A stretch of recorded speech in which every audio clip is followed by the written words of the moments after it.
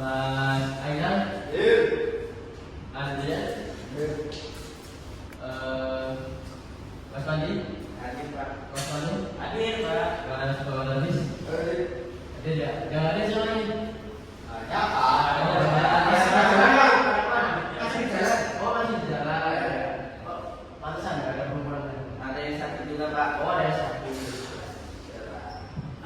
Sebelum saya masuk ke materi, ada yang tahu materi sebelumnya apa? Tidak tahu. Apa Pak? Tuhan? Ya. Materi sebelumnya itu adalah kelahiran Nabi Muhammad ya. Kelahiran Nabi Muhammad. Nah, di sini sebelum saya masuk, saya bertanya kepada Mas Abdul Hafiz. Nabi Muhammad lahir pada tahun berapa? 14 Rabiul Awal. 14 Rabiul Awal. Biasa disebut dengan tahun Gajah. tahun gajah. Oke. Untuk Mas Ainal,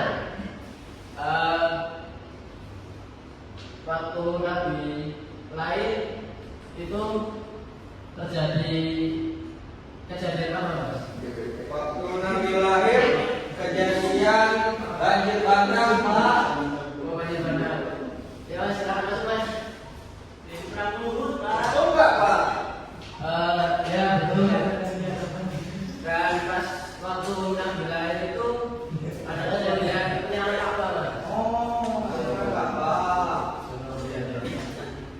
Baik, kita akan membahas materi yaitu perjuangan Nabi Muhammad Sallallahu Alaihi Wasallam ke Mekah. Ini kan Pak? Soalnya jelas nggak? Enggak Pak. Sama ini? Sama Jelas. Perjuangan Nabi Muhammad Sallallahu Alaihi Wasallam ke Mekah. Awal jalan dakwah Nabi Muhammad itu berawal di kota Mekah. Pada saat itu umur Nabi 40 tahun. Untuk pada waktu tersebut, pada saat usia 40 tahun tersebut, Nabi Muhammad mendapatkan wahyu pertamanya, yaitu ada yang tahu wahyu pertamanya apa? Enggak tahu. Al-Quran. Al-Quran. Ya, Al-Quran surat apa? Satu. 1 sampai 5 bisa dikatakan ya. Wah. Di mana? Dapatnya di mana? Di Wahira. Salah. Oh, di Bairo ya. Dapat di Bairo dan bayi tersebut diturunkan melalui malaikat. Ada tahu? Jibril. Nama.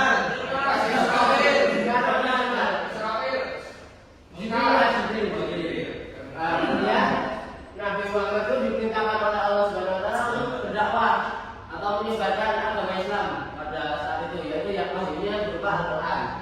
Nah, kemudian para penduduk Mekah saat itu mengecam terdapat kecaman lah dari masyarakat Mekah karena dianggap menyelewengkan dari ajaran kakek moyangnya dan moyangnya. Nah, pas awal-awalnya itu Nabi Muhammad nggak berani keluar ya, ayo masuk Islam gitu, nggak berani karena pada saat itu banyak sekali ancaman seperti ancaman pembunuhan dan juga ancaman-ancaman lainnya, dan sering juga kayak dilempar batu lah, diludahi gitu kan. Nah, dengan mensiasati terjadinya biar hal itu tidak semakin parah, Nabi Muhammad berdakwah secara sembunyi-sembunyi. Dia secara sembunyi-sembunyi yaitu dengan mengajak istrinya, keluarga dekatnya, dan orang-orang yang pada saat itu, orang-orang yang masuk Islam pertama kali itu ada istrinya, yaitu siapa istrinya Nabi Muhammad yang pertama? Khadijah. Kemudian juga ada Zaid bin Harisah, itu sahabat Nabi. Kemudian Ali bin Abi Thalib itu saat itu masih kecil ya. Ya Pak. Kemudian ada Abu Bakar, Ummu Aiman dan Bilal bin Rabah. Nabi Muhammad itu saat itu berdakwah secara sembunyi-sembunyi itu selama 3 tahun. Kenapa Pak? Karena ya kondisinya saat itu memungkinkannya untuk sembunyi-sembunyi Mas. Ada murid baru Pak. Murid baru yang datang ya.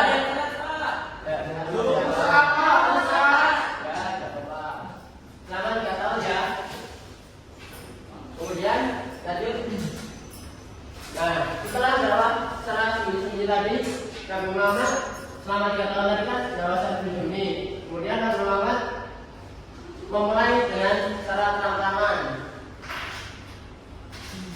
Tentu hal itu memicu amarah Pak, semakin besar. Terus kemudian bahkan ada yang menentang, ingin membunuh Nabi. Bahwa ada ceritanya itu sampai pamannya sendiri Abu Lahab itu membuat sayembara bahwa barang siapa yang bisa membunuh Nabi akan diberi 1000 unta Pak ya.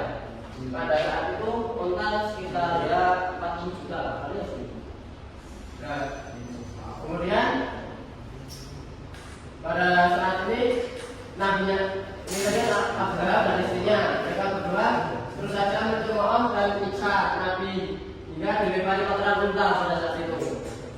Pada saat itu dilempari kotoran unta hingga malaikat pun ingin membalaskan dengan berkata pada Nabi Muhammad sini. Jika Nabi Muhammad tidak terima gituin, malaikat pun siap untuk membalikan gunung Uhud ya, kalau nggak salah pada saat ini kan. Ya musnah semuanya. Tapi Nabi Muhammad sabar dan bilang tidak. Terus kemudian Allah melaknat atau menurunkan wahyu khusus untuk kedua orang ini tadi, Abu Lahab dan istrinya, yaitu surat apa? Anak-anak ada tahu? Nggak tahu Pak. Nggak tahu. Surat Al-Ahzab. Surat Al-Ahzab itu dikhususkan untuk mereka berdua dan diambil dari namanya yaitu Abu Lahab, suratnya Al-Ahzab. Terus pada akhir perjalanan Nabi Muhammad untuk dakwah terang-terangan itu banyak di antara musyrik Quraisy mulai ikut ke Maruknya.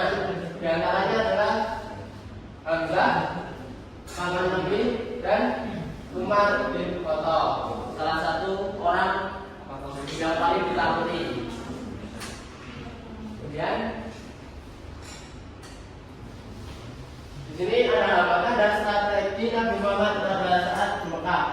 Banyak sekali ya hambatan-hambatannya seperti yang sudah saya ceritakan tadi, penyiksaan, terus ada juga yang terkenal itu Bilal, sama ada cerita keluarga Amr bin As, Amr bin Yasir Pak, Amr bin Yasir yang ketika itu keluarganya ayah ibunya disiksa oleh Abu Lahab. Terus pada saat itu juga Nabi Muhammad mendapatkan hambatan seperti kematian pamannya, yaitu Abu Thalib, paman yang senantiasa mendorong mensupport lah, dan meninggalnya istri beliau yaitu Khadijah. Beliau pada saat itu sangat bersedih karena kehilangan dua orang yang disayanginya, yaitu pamannya sendiri dan istrinya yang paling dia cinta. Tapi sayangnya pada saat meninggalnya Abu Thalib enggan untuk ikut masuk ajarannya Nabi Muhammad karena entahlah apa yang ada di dalam beliau pada saat itu. Kemudian ini ada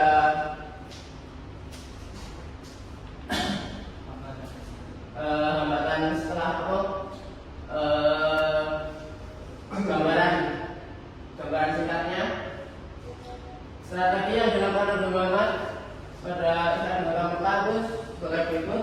Yang pertama tadi dakwah secara sembunyi-sembunyi yang sudah saya sampaikan. Yang kedua dakwah secara terbuka dan juga perlu kesabaran, soalnya ya banyaklah hambatan-hambatan yang sangat perlu disabari. Kemudian ketiga, menjalin persahabatan dengan orang-orang berpengaruh seperti pamannya tadi Abu Thalib, terus mengajak Umar bin Khattab,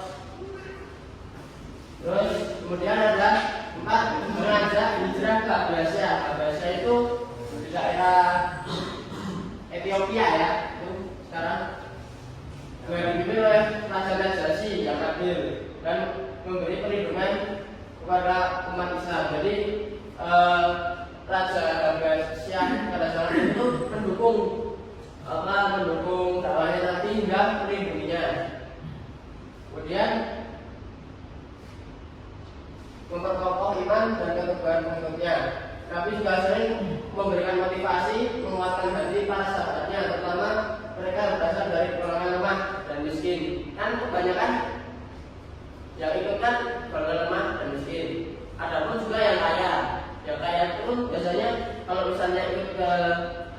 Nabi Muhammad itu hartanya dibagi semua sama keluarganya gitu, kayak dimiskinkan gitu kan.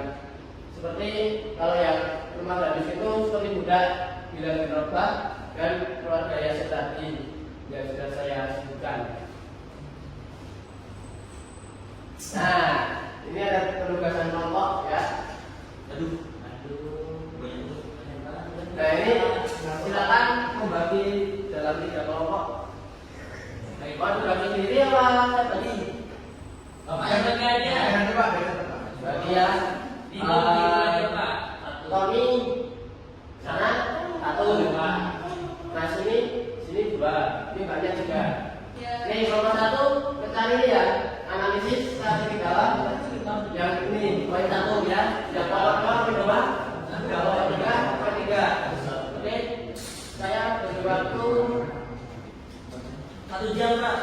Saya beri waktu 5 menit cukup? Cukup. Oh, ya. Oh, kelamaan. Sudah jawab ya. Mulai dari sekarang. Silakan dicari terkait Bentuk kelompok ini, Pak. ya kelompok tadi. Mas, ini kelompok kita. Kelompok 1 nah, kelompok 1. Jadi ya. Nanti keluarga kelompoknya maju depan untuk menjelaskan gimana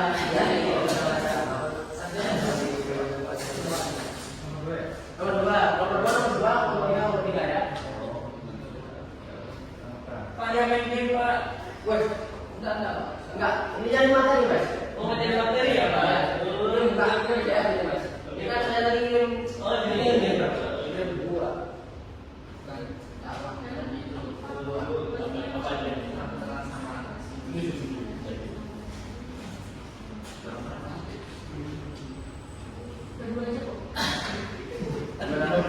Ada yang bingung? Yang mana bingungnya, Mas? Itu yang strategi, Pak. Yang mana? Strategi dakwah. Strategi dakwah. Cari buku, Mas. Sudah saya berikan, Mas. Bukunya ketinggalan, Pak. Wah, nah itu salahnya. Ya, sudah 1 menit lagi. Tadi kita kasih 5 menit. Berapa?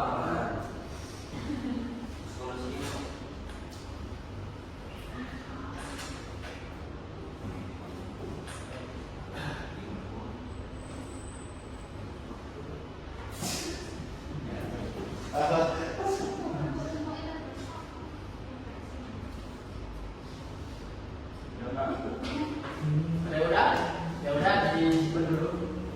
Simpan kemana, Pak? Ya disimpan dulu. Nanti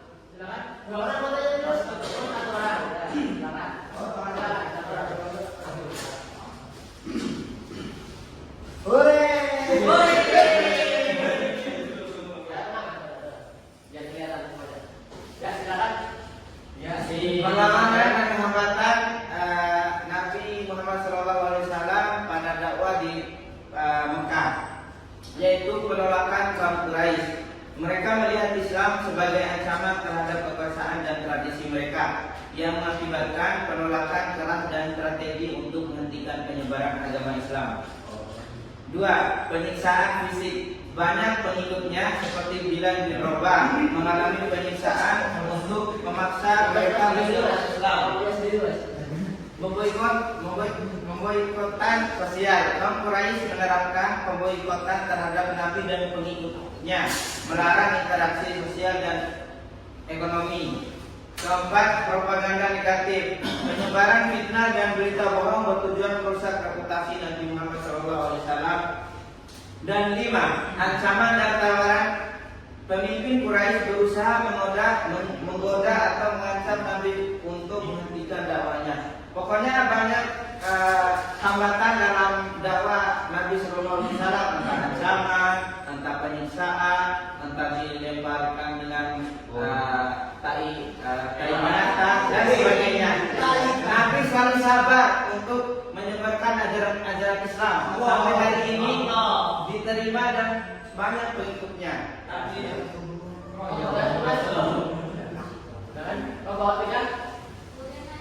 Oh, samaran jadinya ya. Berdua Pak. Ya silakan disampaikan apa Para yang tokoh pendukung dakwah Nabi Muhammad. Nah, yang pertama itu ada istrinya beliau yaitu Khadijah. ya pertama. Ya, beliau itu kayak istrinya itu yaitu menghibur saat beliau tidak merasa tertekan. Terus kayak membiayai dakwah beliau juga. Terus ada Abu Bakar As-Siddiq, termasuk sahabat beliau kan. Nah, itu mengorbankan katanya juga dan lain-lain. Mas Pak. Oh ya, sudah. Ya. Oh ya, tadi yang belum dijelaskan siapa ya? Tadi yang belum dijelaskan. Saya Pak. Namanya apa, Mas? Andri, kayak Andri. Alvin ya. Memang? Naksa, apa nih? Ada. Namanya Anak. Oke. Ya, sudah selesai pembelajaran kita pada siang hari ini. Dan dikarenakan besok minggu depan saya tidak bisa hadir dan keluar kota, jadi libur tapi ada tugas. Silakan per materi tadi dibuat mapping, kemudian dikumpulkan minggu depannya lagi. Baik Pak. Jadi tugasnya buat 2 minggu ya. Oke, ya. Atas kurang lebihnya mohon maaf. Sebelum saya tutup, silakan untuk berdoa pulang. Iya. Dua.